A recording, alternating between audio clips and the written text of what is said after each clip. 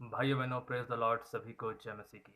आज हम लोग देखेंगे कैसे परमेश्वर अमेरिका को अपनी योजना में इस्तेमाल कर रहा है अंतिम दिनों की योजना में।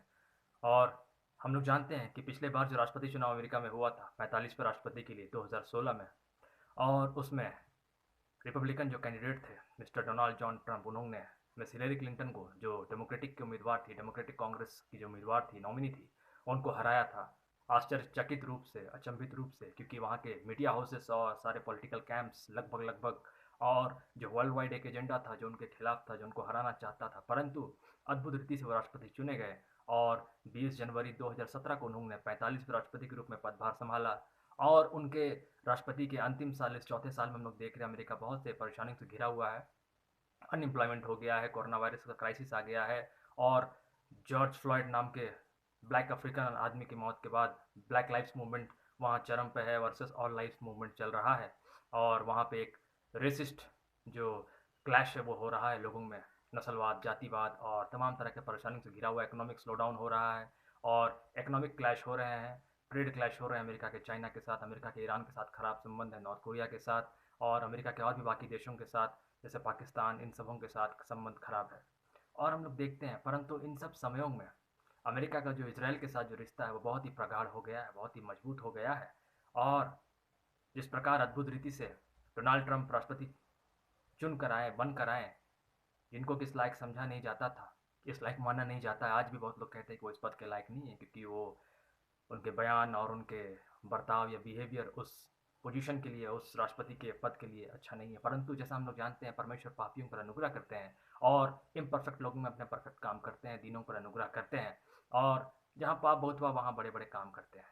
तो डोनाल्ड ट्रंप के द्वारा ही जो बड़े बड़े राष्ट्रपति होंगे, उनके पहले क्लिंटन हो गया या बुश हो गया या ओबामा ने नहीं कर पाया, वो काम डोनाल्ड जॉन ट्रंप ने किया। जिनको इन्फीरियर समझा गया, जिनको छोटा माना गया, तुच्छ माना गया, एक पापी माना गया, उनके चुनाव के पहले हराने के लिए उनके कुछ सीक्रेट वीडियोस भी लीक हुए, जिसमें वो कुछ गलत बयान करते आ रहे हैं। तमाम तरह के उनको बदनाम करने की कोशिश की गई, उनको इम्पीच करने की कोशिश की गई रशियन प्रोब में, कि रशिया का इंटरफेयर था इलेक्शन में, या फिर रॉबर्ट मुलर को हायर किया गया उनका प्रोब करने के लिए, या फिर यूक्रेन के प्रेसिडेंट के साथ बातचीत करने के लिए, कि जो बाइडन जो उनके राष्ट्रपति उम्मीदवार हैं इस वर्ष 2020 में, उनके खिलाफ जांच पड़ताल करने के लिए। लेकिन तमाम आरोपों से घिरने के बाद भी वो जीत के निकले, वो राष्ट्रपति बने रहे। और भारत के साथ भी उनका बहुत ही गहरा संबंध हो गया है।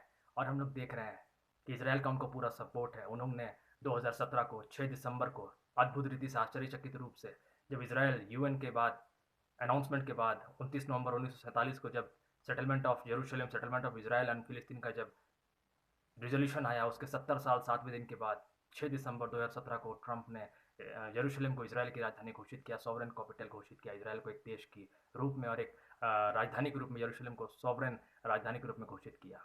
और तमाम विश्व हिल गया, Arab world, western world, eastern world. और बहुत उनके सवाल की निंदा हुई कि ये पीस को खराब करेगा मिडिल ईस्ट में, तमाम बातें हुई, लेकिन डोनाल्ड ट्रंप ने अपने कदम से पीछे नहीं हटा।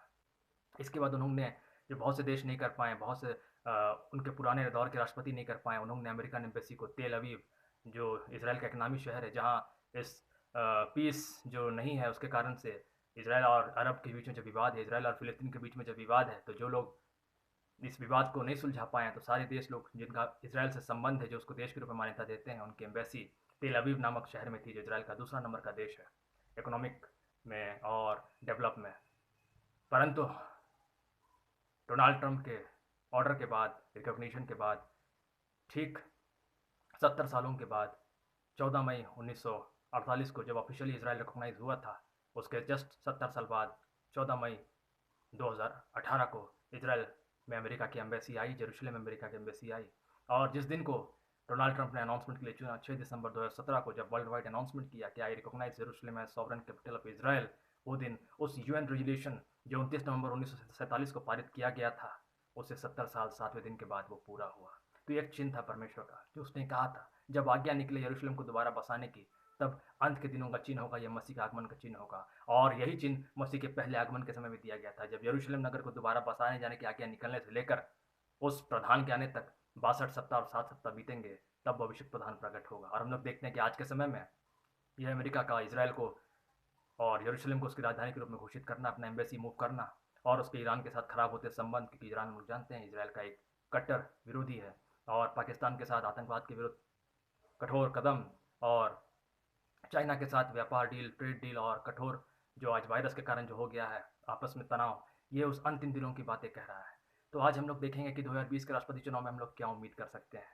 तो जैसा हम लोग देख रहे हैं कि डोनाल्ड ट्रंप के ऊपर परमेश्वर का हाथ है। परमेश्वर ने उस इम्परफेक्ट आदमी को, उस पापी आदमी को ही जिसको बदनाम किया गया, जो पापी है भी, हम जैसा है, हमसे कोई बढ़ के या घट के नहीं है, कोई तुलना में कम या ज़्यादा नहीं है, उसी को प्रभु ने चुना कि अपने राज्य की रिकॉग्नाइजेशन उसके द्वारा करे, अपने राजधानी को डिक्लेयर उसी के द्वारा करे। इसको लोग इम्परफेक्ट कह रहे थे, इसको लोग नहीं चाह रहे थे, प्रभु ने उसको राष्ट्रपति बनाया। और आज जो बाइडेन जो है, आज इस चौथे वर्ष में, उनके राष्ट्रपति के चौथे वर्ष में देख रहा है कि क्राइसिस बहुत हो गया है, इकोनॉमिक और ट्रेड वॉर जो हो रहा है वायरस के कारण, और जो रेसिस्ट जो मूवमेंट वहाँ पे हो रहा है, ब्लैक लाइव्स मूवमेंट, जो जॉर्ज फ्लॉयड नामक एक आदमी मरा, उसके बाद एक और अफ्रीकन आदमी की मौत हुई, और तमाम ऐसे किस्से हैं वहाँ पे, जिस कारण से वहाँ स्लो डाउन हो गया है और स्थिति संभालने नहीं जा रही है। तो लोग फिर से बहुत आनंदित है वहाँ पे कि इस बार जॉन ट्रम्प हार जाएगा। परंतु हम लोग जानते हैं परमेश्वर को, परमेश्वर अपने अभिषिक्तों को ऐसे नहीं छोड़ता। हम लोग इम्परफेक्ट है, लेकिन जिसको परमेश्वर चुनता है अपने हाथों में रखता है। तो हम लोग ये कामना कर सकते हैं कि इस साल भी प्रभु अपने उस अनुग्रह को दोहराएगा। प्रभु अपने दासों का, अपने अभिषिक्तों का हाथ नहीं छोड़ता। और जिस प्रकार उस समय जो लोग हिलरी क्लिंटन को जीतने के लिए साथ दे रहे थे, मना रहे थे, तमाम योजनाएं कर रहे थे, तमाम ईमेल लीक्स हो रहे थे, और उस समय तमाम वीडियो लीक हो रहे थे, तमाम सीक्रेट बातें डोनाल्ड ट्रंप के बारे में बाहर आ रही थी 2016 में, और राष्ट्रपति बनने के बाद भी उनके पीछे ये लोग लगे रहे, उनका इन्वेस्टिगेशन कराने के लिए, उन पर आरोप लगाने के लिए, उनको इम्पीच तक करने के लिए। परंतु प्रभु ने इसी साल, हम लोग जानते हैं 2020 के फरवरी में, उनको मुक्त घोषित किया इम्पीचमेंट के ये से, सीनेट से वो मुक्त घोषित हो गए, आरोप मुक्त। और उसके बाद ये वायरस के कारण उनको बहुत से अपने जो पोलिंग में जो पीछे चल रहे हैं, जो बाइडेन से 12 से 14 पॉइंट हर एक स्टेट में लगभग मेजोरिटी जो उनका अपना जोन हुआ करता है, वहाँ क्लोजली कंटेस्टेड में ही पीछे चल रहा है। तो लोग फिर से वहाँ जो डेमोक्रेटिक लोग हैं और वहाँ जो ट्रम्प सपोर्टर नहीं हैं, जो शारीरिक दिशा में चलते हैं, जो परमेश्वर की योजना को नहीं जानते, वो खुश हैं कि इस बार हिलरी क्लिंटन नहीं, जॉन बाइडेन हरा देंगे, जो ओबामा के समय में उपराष्ट्रपति थे।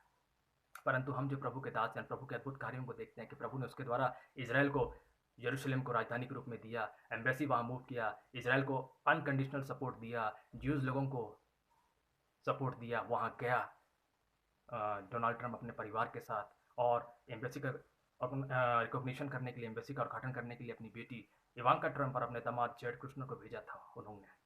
और उस दिन को बेंजामिन नेतन्याहू ने बहुत ही अद्भुत दिन कहा था कि ये 3000 वर्षों के बाद, जहाँ हमारे बाप दादाओं ने परमेश्वर से प्रार्थनाएं की, जहाँ अब्राहम ने माउंट मोरिया में इसहाक को बलिदान करने के लिए दिया था, और जहाँ परमेश्वर का मंदिर था, आज वहाँ हम लोग इस स्थान को दोबारा कैपिटल वर्ल्ड वाइड रूप में देखने, एक बड़ा दिन है ये, मसीहा का आने का दिन, और सचमुच ये यीशु मसीह के आगमन का दिन है, ये दूसरे आगमन का चिन्ह है। जैसा यीशु मसीह का पहले आगमन का बताया गया था, जब यरूशलेम को दोबारा बसाने की आज्ञा निकलेगी, वहाँ से 70 सप्ताह के बाद 62 साथ हम लोग जानते हैं, दानियल में लिखा हुआ है। उसी तरह यीशु मसीह का दूसरे आगमन का चिन्ह है world wide body. United nation ने, जब यहूदी वर्ल्ड वॉर के दौरान हिटलर के द्वारा बहुत ही बुरे तरीके से एसेसिनेट किए गए, मारे गए, होलोकास्ट हुआ, 60 लाख यहूदियों को मारा गया, बच्चों को, औरतों को भी नहीं छोड़ा गया, तब प्रभु ने उनकी नामधराई को दूर किया। जो उन पर श्राप जो आया था यीशु मसीह को ठुकराने के कारण, जो 19 सदी तक, 2000 सालों तक वो तितर बितर होकर घूम रहे थे, सुसमाचार सारे जगत में गया, परंतु अंत में प्रभु ने उनको अपने देश में लौटा ले आया, राज्य में लौटा ले आया।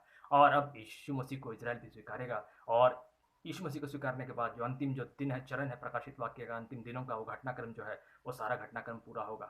अब यहूदी भी सुसमाचार को सुनेंगे, वो मंदिर आएगा, क्योंकि डोनाल्ड ट्रंप के होने से वो जो पीस प्लान लाना चाह रहे हैं अपने दामाद जेड कुश्नर के दौरान, हम लोग जानते हैं इसराइल फिलिस्तीन का पीस प्लान, उसको भी दुनिया अपोज करने के फिराक में है, परंतु वही लाएंगे, ऐसा हम लोग कामना करते हैं, और उस पीस प्लान को पूरा करेंगे, जो परमेश्वर की एक भविष्यवाणी है।